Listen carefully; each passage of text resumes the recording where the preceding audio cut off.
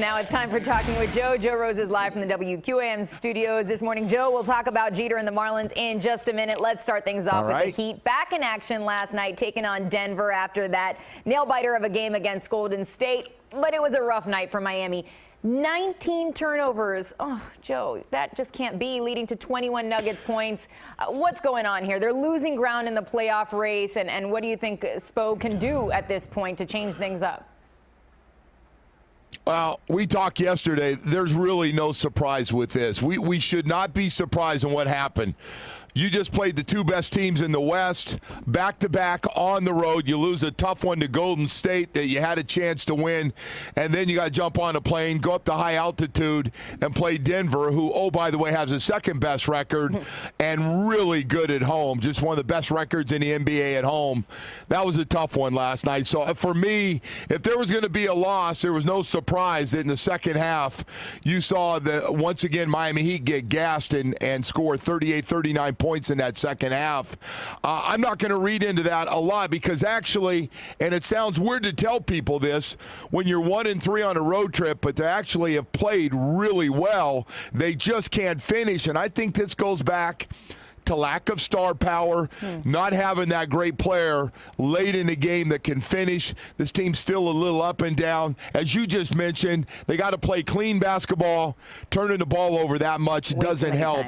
But, boy, they are going through, by far, the roughest part of their schedule, that West Coast trip. They got a big win against a really good Portland team.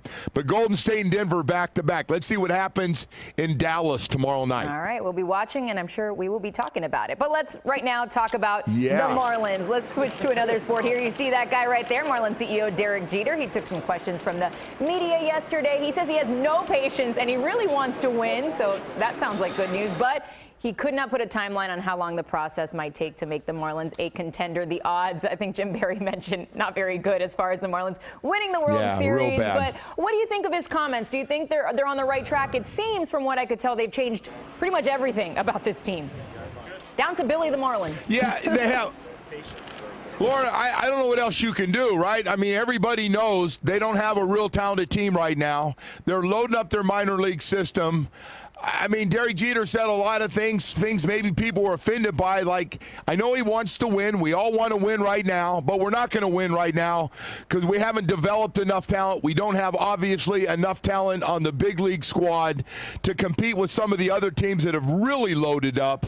So I just look at it, yeah, they're going to play hard every night, and they're hoping that'll be enough to start getting more people to come out. They want to put their own stamp on the new ballpark with some changes in there. I don't think that's going to work. Yeah. I think people still want to see, no matter what kind of fan you are, a teenage fan, an 80-year-old fan, or Lauren, you and I somewhere in between there.